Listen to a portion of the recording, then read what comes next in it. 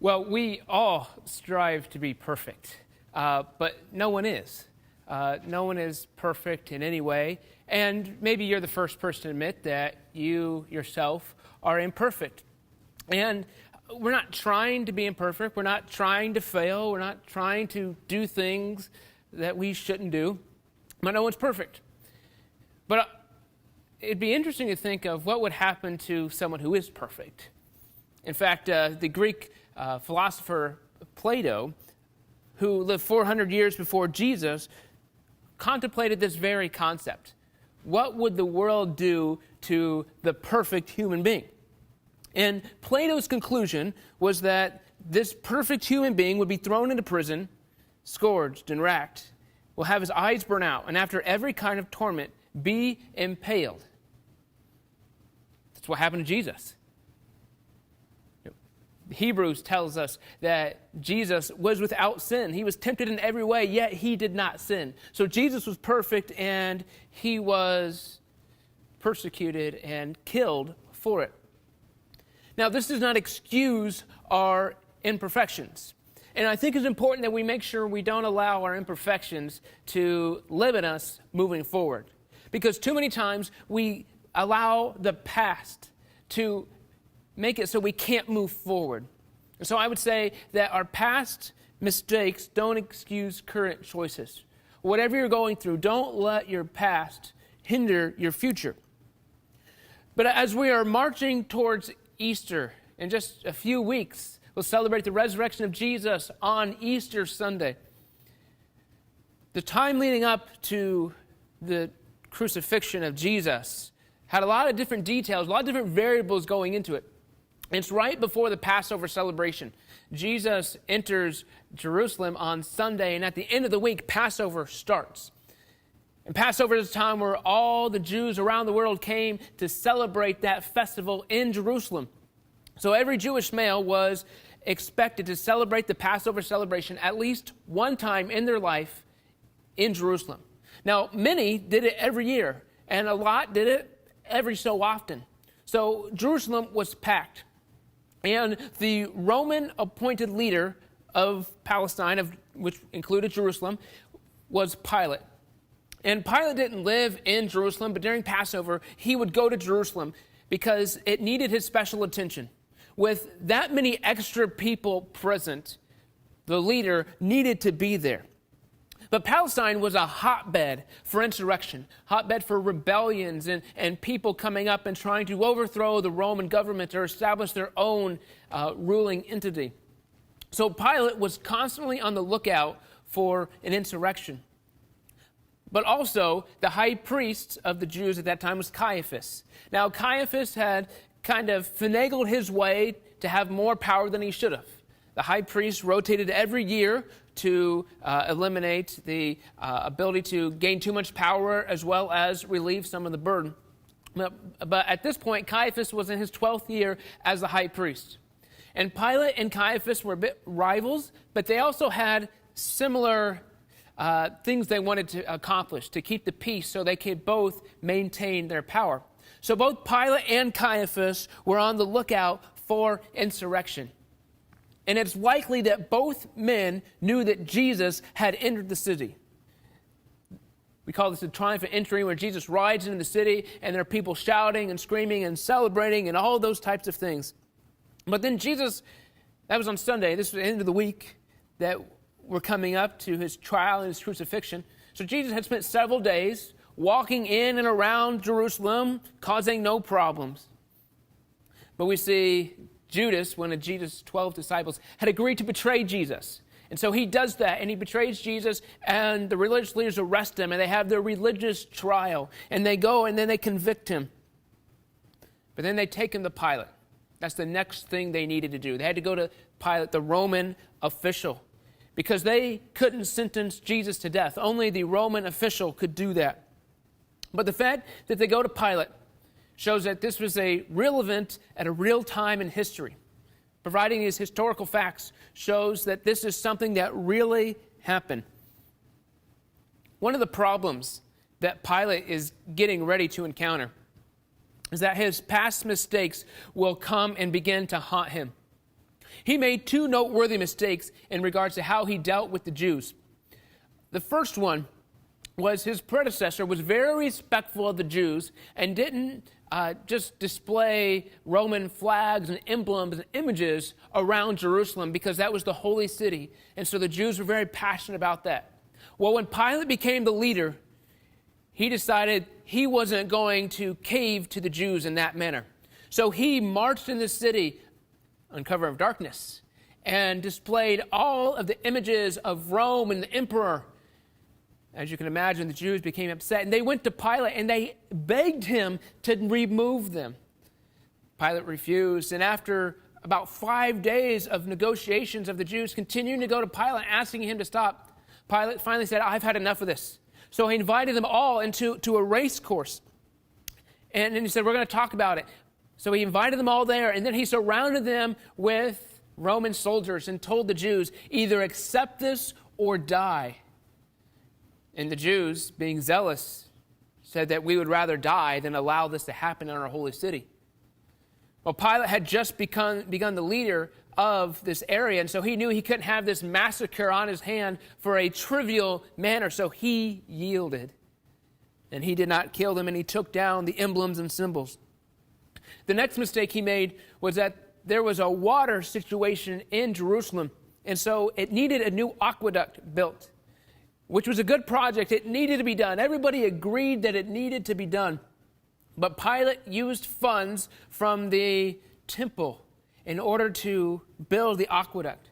And so the Jews were upset that a secular project was funded by their money, by the temple money. The money that was given to God funded a secular project.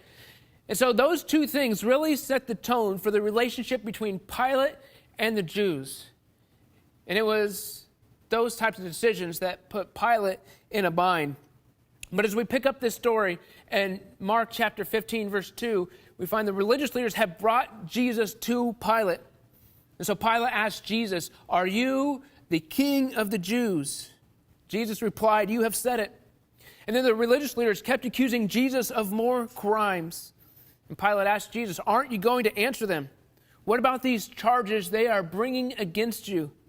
But Jesus said nothing, much to Pilate's surprise. So Pilate's question, on some levels, is asking Jesus, are you royalty?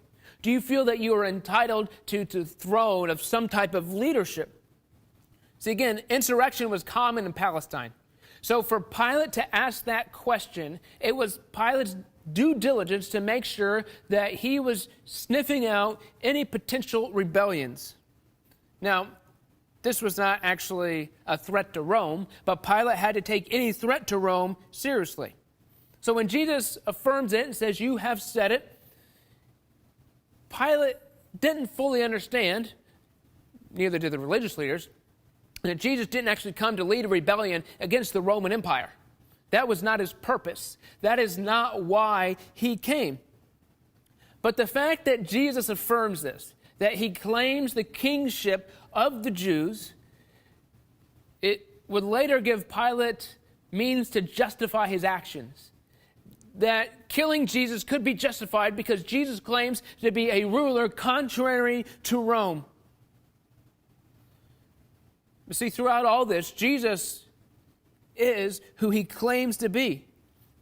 But the religious leaders are so threatened by who Jesus is that they don't actually take time to investigate. They don't take time to see, is this really who he is? Do we need to be aware of this? Is this something that should change us? But instead, the religious leaders impose and throw on more accusations against Jesus. Now, if you remember, there was a religious trial that they've already had. And the religious trial had different accusations and convictions that were put upon Jesus. But the religious leaders took different accusations to Pilate. Because Pilate didn't care about the religious disputes. He was a governmental official. He didn't need to get involved in some religious matter. But the fact that the Jews came to him, Pilate would have trusted them, or at least given them the benefit of the doubt. Even though they didn't have a great relationship, there was tension, there was distrust, there was animosity, Pilate would have given the benefit of the doubt to the religious leaders and would have trusted them. But very quickly, Pilate sees through their claims but yet he's pressured to continue. But he's pressured to continue even though Jesus doesn't answer, even though Jesus doesn't try to defend himself. Now, I think there are times where we talk too much, that we put ourselves in a corner just because we don't remain quiet. And it reminds me of Proverbs chapter 17, verse 28. It says, even fools are thought wise when they keep silent. With their mouths shut, they seem intelligent. Well, I'm not saying Jesus was a fool by any means. That's not my point. It's the fact that Jesus knew entering the discussion would not be beneficial. And I think there are too many times we just talk just so there's not silence or just so we feel like we have tried to make some type of contribution. But Jesus remained silent. But a problem with that was that according to Roman law, silence or saying nothing meant consent or agreement. So by saying nothing, Jesus was allowing their claims to stand. Now, when you look at it, claiming to be the Son of God was dangerous. And I've come up with 3 potential outcomes for someone who claims to be the Son of God. The first one is that people just think he's crazy. He's some type of lunatic. You know, he thinks he's the Son of God. He says he's the Son of God, and he thinks it. Well, he's not really. He's just crazy. The next option is a liar. The person claims to be the Son of God, but he really isn't, and he knows he's not. He's just trying to advance himself somehow, and everybody just classifies him as a liar. The third outcome is that the Son of God is really the Messiah that God sent to save the world from their sins, which that's a powerful sentiment. The person says they are, and they actually are. But everybody missed it. Even the disciples abandoned Jesus. His close followers abandoned him. But Jesus knew there was going to be hope on the other end. He didn't need to defend himself. He didn't need to worry about how he was going to survive this earth because he knew there was a greater hope than just surviving this trial. But as we continue with the story, we find that it was a custom each year during the Passover celebration to release one prisoner, anyone the people requested. And one of the prisoners at that time was Barabbas, a revolutionary who had committed murder in an uprising. And the crowd went to Pilate and asked him to release a prisoner as usual. And Pilate said, "Would you like me to release this person you call the King of the Jews?" See, at this point, Pilate had realized that the religious leaders had arrested Jesus out of envy. But the leading priests stirred the crowd to demand the release of Barabbas instead of Jesus. So this was a tradition that we find to release a prisoner during the Passover celebration. Now, as we look at all of the Gospels, Matthew, Mark, Luke, and John, they tell the story of Jesus' trial. And there are different components that they add. And we see throughout the trial, Pilate does everything he can to absolve himself of responsibility. See, in other Gospels, he sends Jesus to another political leader, Herod, to see if Herod would bring a verdict down so Pilate wouldn't have to. He tries to reason with the religious leaders in the crowd. He tries to have Jesus just whipped and punished and then release him. But none of that satisfies the religious leaders. Pilate does everything he can to absolve himself of the responsibility. But he is the only person who can condemn or exonerate Jesus. And we have to make sure we keep in the back of our mind that past mistakes don't excuse current choices. Because Pilate had all the authority he needed without question to release Jesus. And Barabbas was imprisoned for an insurrection and murder during the insurrection. There's no debate on Barabbas' guilt or innocence. We assume he's guilty, that he's in prison for this because he did that. What's interesting is that Barabbas is in prison for committing the act of insurrection that Jesus was accused of trying to start. So Barabbas was engaged in actually doing it. Jesus was trying to start it, allegedly. And then on top of that, Barabbas actually committed murder. But many people in the area, many of the Jews, believed that Barabbas was a hero.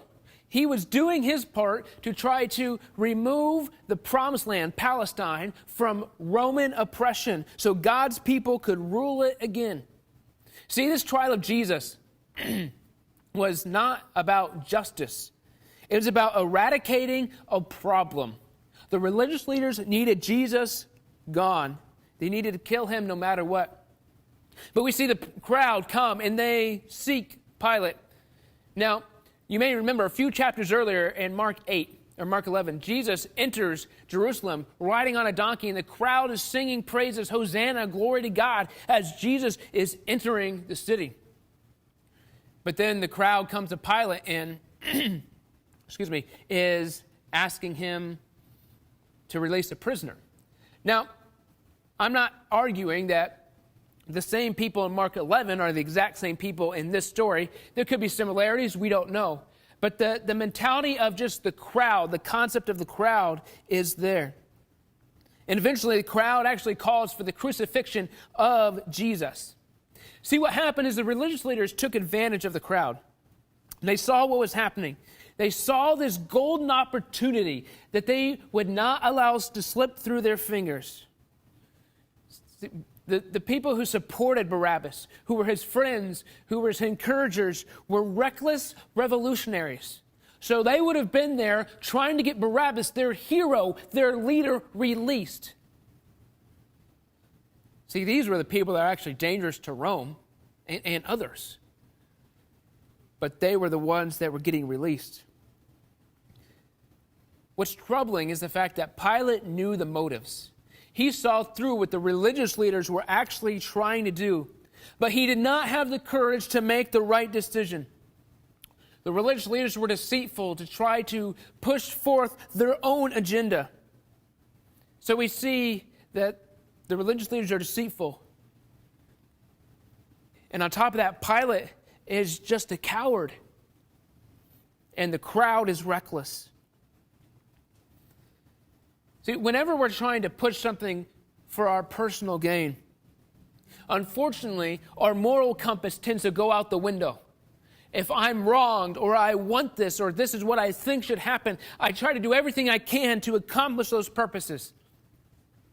And it happened in Jesus' time. It happens today. We talk about politicians, how they're always trying to support their own agenda. Well, it happens in us personally as well.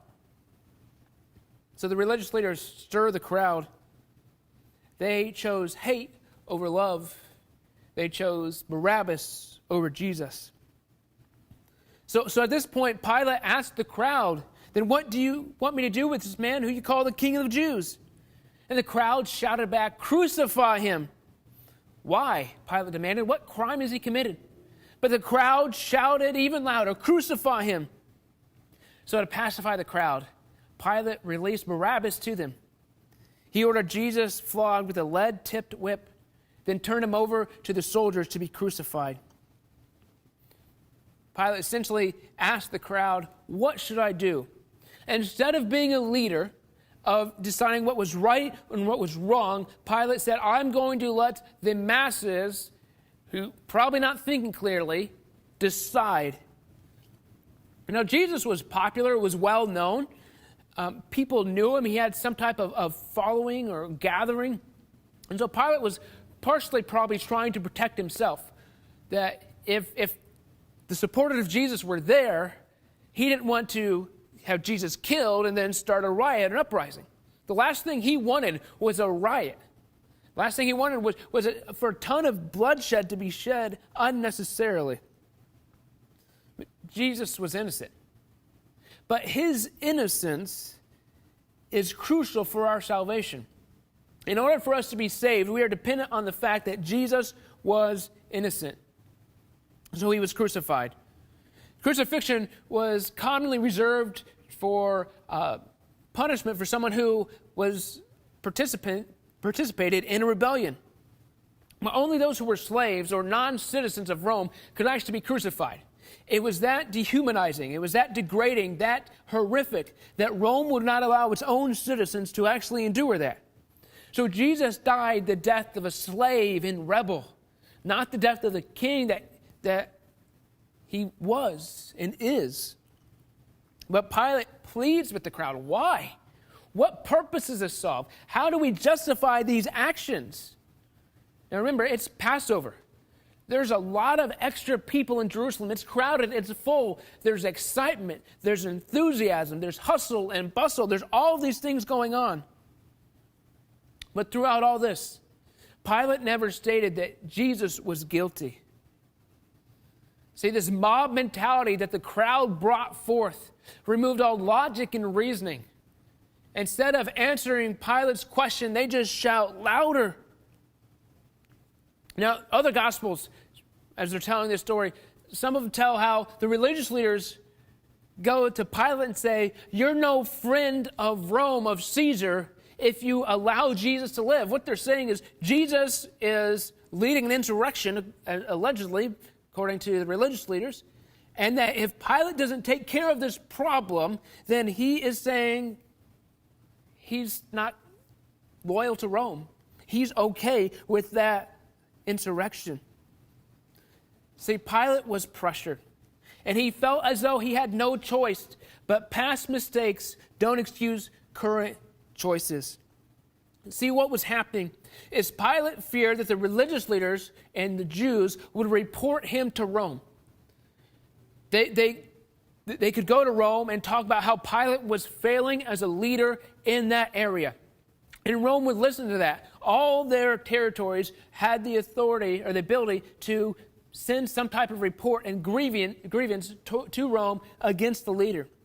And Pilate had made these past mistakes with the Jews that had lost him credibility, that had made it so he was susceptible to being removed. But Pilate liked his position. He liked being the governor and leader of that area. He didn't want to give it up. He didn't want to be taken away. He wanted to keep it. And so we find in Pilate that oftentimes we make a choice between what is right and what is necessary. And he chose what was necessary to keep his position, because he sought to appease or satisfy the crowd. He released Barabbas and handed Jesus over to the Roman soldiers who were ruthless. Jesus' death was sealed. The crucifixion is a horrific process of pain and suffering. But as we look at this story, we need to be recognizing that we are Barabbas. We are the criminal that stands condemned, whom Jesus has taken our spot. Barabbas was guilty, and we are guilty of sin. And as such, Jesus says, "I will take your place," but we just have to accept him. Now see, Pilate made the wrong choice, and he will be judged accordingly. God will judge him according to what he did do during the trial. But this is true for everyone. There's a sense that the trial of Jesus actually puts you and me on trial. How will we judge Jesus? What will we say about him? Will we believe that he is the Son of God, the Messiah sent by God to save us from our sins? Or will we believe he is a problem to get rid of? But there are too many people who live in the reality where they say, "Well, I want Jesus, but I want to live my life of sin as well." Don't let your past mistakes hinder you. Don't let your past mistakes say, "Well, I'm never going to be good enough." Nobody is ever going to be good enough. But through the grace, the life, the death, and resurrection of Jesus Christ, you can be cleansed from your sins. You can be made free. It is your choice. You can be free. But one of the things we do in the church to remind ourselves of the freedom that Jesus gives us is we take communion. And we're going to partake in communion here in just a moment. The thing about communion is there are specific elements that we use, bread and juice. Well, you may not have that in your homes right now, and that's okay. The important thing is that we go to Jesus with the right heart, because these are unconventional times. Just because we don't have the specific elements, the unleavened bread and the juice, doesn't mean that we can't participate in this means of grace that we call communion. So I'd encourage you to get your elements. If you don't have them, to find some bread, a cracker, chips, something, and some type of liquid, juice, water, something, so that we can participate in communion together. So I'm going to grab mine here.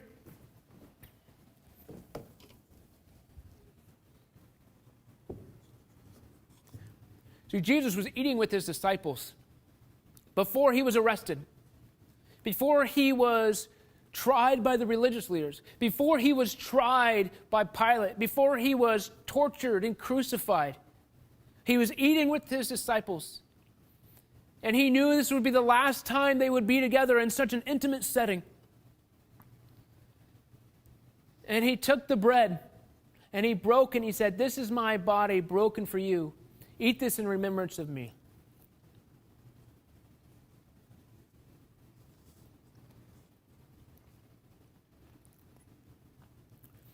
Then he took the cup. He said, "This is my blood that is shed for you. Drink this in remembrance of me."